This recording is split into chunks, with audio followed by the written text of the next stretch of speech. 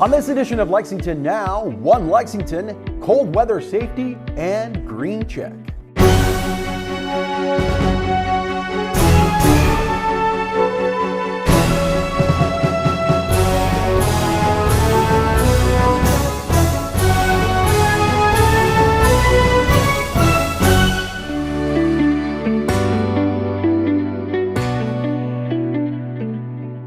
I'm Neil Noah. Welcome to Lexington Now for the week of January 22nd, 2024. One Lexington has released its annual report, and while the news is good, there's still plenty to be done. Here's more. Today we're here to recognize the work to reduce gun violence by our Lexington Police Department, One Lexington, and our community partners. Through their hard work, we've seen a significant reduction in gun violence here in Lexington, especially among our youth. Last year, we saw a 46% drop in homicides and the lowest number of shootings since 2018. This takes a community. In 2022, Lexington sadly lost 44 people to homicide. They were our friends, our family, our co-workers, and our community members. Last year, Divine Karama and his One Lexington team committed itself to push harder and help our youth who have been affected by gun violence. And his team members, as well as Divine, are up here with us, Larry Johnson and Kenneth Payne. We provided them more resources. In concert with Chief Weathers and our Division of Police, as well as many partners, their work has helped our community. Truly a team effort, but I want to say to Divine, you don't know how inspirational it is and important it is when somebody comes to you with a dream, and that's all it is a dream. And through hard work and perseverance and dedication, and without a doubt, love, that dream becomes reality. And when it's saving lives, brother, thank you. Progress means that there are signs that we are heading towards the right direction. But we also understand, everybody up here understands, that we still got a long way to go before every single resident in every neighborhood in Lexington feels safe and feels that there's opportunity out there for them. The mayor has talked about some of the numbers and statistics as far as the progress we've seen in 2023, but I want to talk a little bit about the why. Obviously, we as a country, as society, are coming out of the pandemic. Nationally, I believe we saw about a 13% decrease in gun violence, and Lexington exceeded that national average. And so I think part of the progress is we are finally getting out of this pandemic that impacted our most vulnerable so much.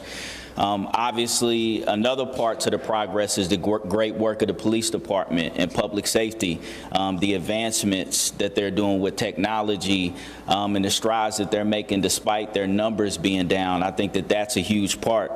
I think our city's focus on racial equity is another thing that is lending its hand to reducing and addressing gun violence in our community.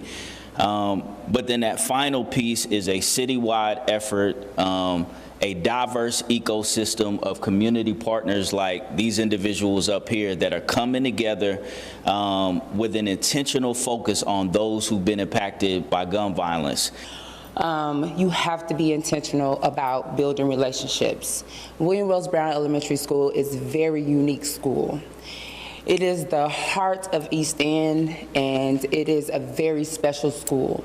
And having people who have different backgrounds and who look like them come in and be intentional about building relationships with them, yes. Knowing where they come from, knowing what they've been through, right? So that's what it takes, it takes building relationships with them. We cannot save the streets without the streets. And what I mean by that is we need those individuals with that lived experience. We need individuals who are living in these communities that are being impacted by gun violence each and every night. We need you to be a part of this fight with us. I don't care if you got a suit and tie. I don't care if you have a college degree or you don't. I don't care what your criminal record is. All of us have something to offer. I've made a lot of mistakes in my life, and I never in a million years would have thought I would be here. So if God can use me to make a difference in our community, he can use all of us. And so all those individuals out there, we want you to be a part of this fight with us. Thank you all. Our recent bout of harsh winter weather serves as a reminder that it's always a good time to be prepared for severe winter weather. It's important that we take extra precautions now, and everyone can help in this. Our number one priority is to keep our residents safe and warm. Please exercise caution in travel and around your homes. Allow extra time to accomplish tasks and dress warmly for everything that you will do outside. Don't forget your pets during this extreme cold. And then also be advised there is no ice thick enough to support the weight of a child or animal. For more information, go to BeReadyLexington.com. Check the weather forecast and view the live time traffic camera to check road conditions before you head out. Allow yourself extra time to get to your destination. Maintain safe distance from snowplows and any other vehicles. Slow down. No matter what type of vehicle you're in, it takes more time and distance to stop. So brake early and slowly. Remove snow and ice from your front and rear windshields before driving. And if you see someone out during this time who may need assistance, please contact the non-emergency number at 859-258-3600. The Lexington Police Department will be working with the Office of Homelessness Prevention and Intervention to get individuals in need of assistance. If you need to report traffic lights that are out, a traffic hazard, or weather-related incidents, please call the non-emergency number at 859-258-3600 or 311. Please do not call 911 for road conditions or road condition updates. You can check the Lexington Police and LFUCG social media sites for updates. If you or someone is experiencing a medical emergency, please call 911. Or if there is an immediate condition that is life-threatening or a condition that may appear to cause an immediate risk of injury, that's when you need to call 911. We partnered with the Hope Center and the YMCA to open a Hope Village on Loudon Avenue. This has been already a critical, life-saving project. It's operated since November, and every night provides a warm place for men and women with no other place to go. They provide meals, they keep you warm, and there are on-site services as well. For those who can't go to the Hope Village, such as families with children, we do have partnerships with Community Action Council and Bluegrass Care Navigators who work with families and also with people who have disabilities that might prevent them from utilizing those shelters. And then for anyone who needs information on any of these projects, how to get there, help getting there, any of that, can call 311. The chief mentioned after hours about calling for help. Don't go outside in this extremely cold weather unless you have to. And if you do have to, make sure that you're dressed appropriately, cover all exposed skin and dress in layers. Try your best to clear snow and ice from walkways to prevent slip and fall accidents. And again, look out for our neighbors and help them that may not be able to clear their own sidewalks. Also, if you have a fire hydrant near your house, it would be good to keep the accumulation of snow from blocking that. We appreciate it being visible and accessible. As Chief Weathers mentioned, if you have to drive, allow extra time and stopping distance. And it's also a good idea to have an emergency kit with you, including non-perishable food, blankets, water, that type of thing. take a minute to refresh yourself on the location of your water cutoffs in your home. Obviously, the cold weather freezes the water in your pipes.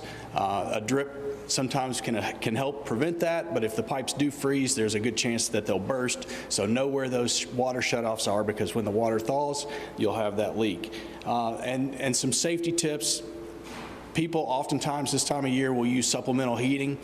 Sometimes, unfortunately, people use stoves and things that were not intended to be heating devices as heating devices, and that can be very dangerous. So please only use appliances for their intended purposes, and make sure that you keep an area of non-combustibles around any heating device and space heater. And should you lose power and rely on an emergency generator, please make sure that that is well away from the house. Every year we unfortunately will make incidents where carbon monoxide is an issue because of somebody running a generator, so not in the garage, not in any enclosed space. And again, make sure that your home has working smoke alarms and carbon monoxide alarms, and also stay away from down power lines. That can be another issue this time of year. So let's take care of each other, look out for your pets, and thank you all very much. After this message, we'll have some more safety tips for cold weather.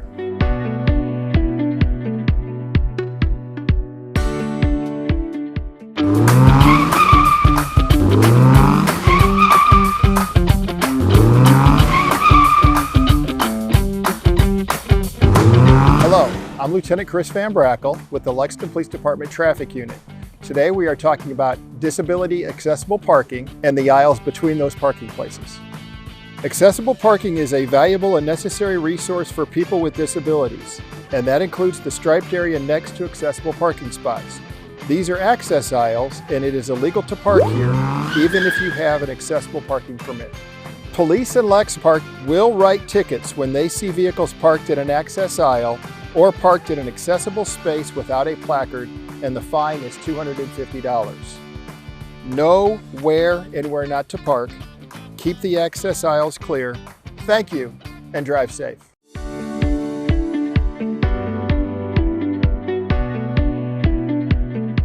Welcome back to Lexington Now.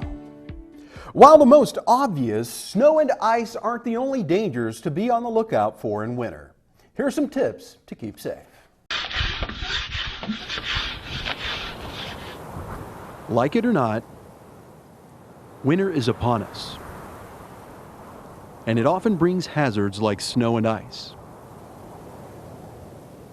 But there is another danger that is not as frequently addressed, and that is the cold.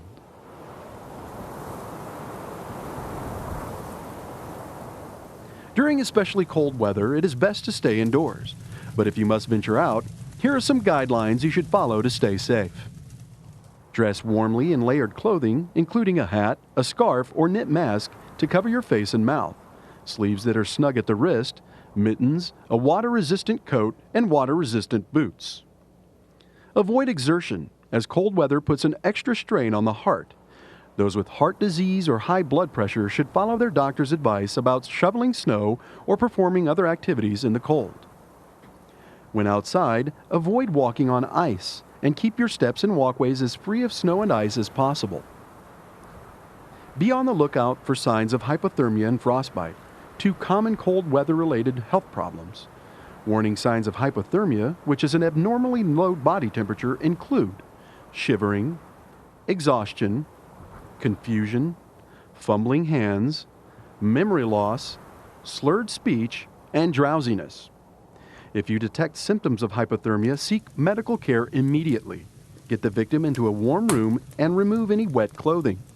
Warm the center of the body first with an electric blanket if available. Otherwise, use skin-to-skin contact under loose, dry layers of blankets, clothes, towels, or sheets. Warm beverages can help increase the body temperature, but do not use alcoholic beverages.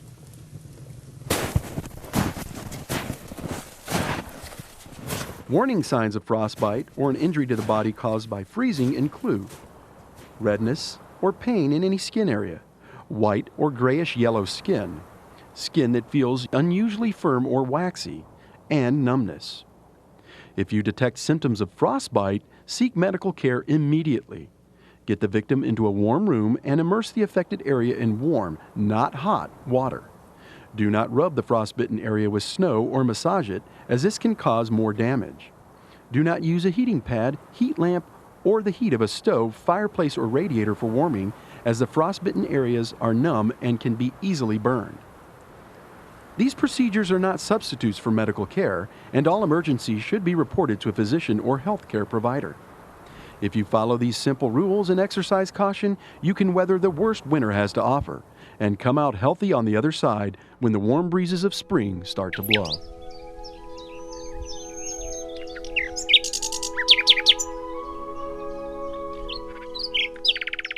The city's Green Check program is looking for new businesses to apply through this week. And Chrissy Balding joins us to tell us about the benefits of the program. We're here today at McConnell Springs to talk about Green Check, which is Lexington's sustainable business program. It's been going on since 2016, and we have more than 60 businesses and organizations that are members. It's totally free. It's just a way to kind of do a little check-in about how your business is doing environmentally and get some pointers on ways that you could improve. And it's also a way to network with other businesses who are interested in helping the environment. Businesses can get points for all types of things. So McConnell Springs Nature Center is an example. They became a Green Check business last year at the silver level. So even simple things that you might take for granted, like having water fountains where people can fill their water bottles, having motion sensitive lights in the restrooms so they're not always on. There's a bike rack, so the bike parking is closer than any vehicle parking, just simple things like that. We have a scorecard, which kind of, looks like a report card that you had back in school. And if you score up to 30% of the points, then you get to be a member. To be bronze, you need to be 45 to 65%. Silver is above that, and to be gold, you need to be above 86%. There are many benefits to being a Green Check member.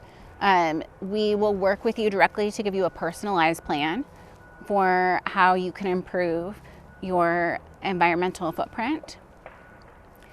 We will give you exclusive behind-the-scenes tours to things like the recycling center and the wastewater treatment plant, and show you what other folks are doing as far as being environmental, and have networking opportunities. Application deadline will close January 31st. I'll spend about the next 6 months meeting with businesses, showing them ways that they can improve, and then we'll do the formal recognition in September.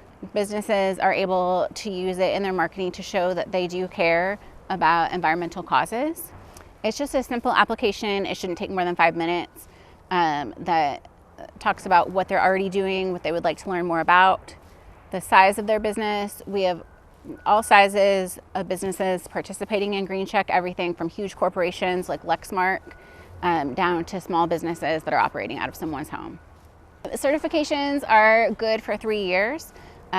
So every 3 years we'll work with businesses to recertify, and we do find that a lot of times people will gradually improve over time, moving up. I know of one in particular who had moved from member to bronze up to silver. Businesses and organizations don't have to necessarily have an environmental purpose to apply for Green Check.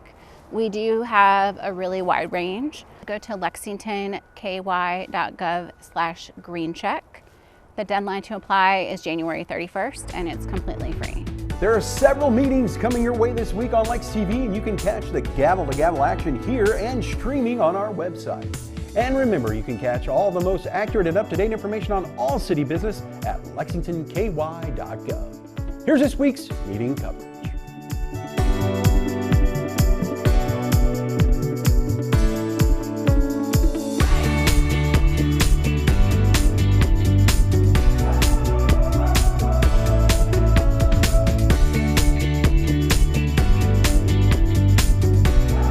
That's all for now, but as always, you can keep up with us on social media. Check out the latest traffic updates on X at LexRex, or catch our live traffic cams on lexingtonky.gov. For all of us at Lex TV, I'm Neil Noah, and that's it.